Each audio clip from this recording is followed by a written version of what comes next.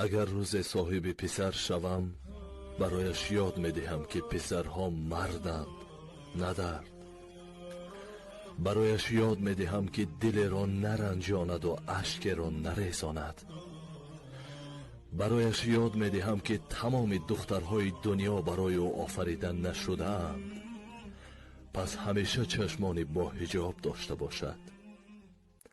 برایش یاد میدهم که غیرت مرد آن است که حرمت زن را نگه دارد، نه اینکه زن را بازیچه ساخته و هوسرانی کند. برایش یاد میدهم که هر عهدی که با همسرش میکند وفادار باشد. و در آخر برایش یاد میدهم که همیشه راستگوی و حقیقت پرور باشد. فرزند خوب باغ پدر، فرزند بد داغ پدر.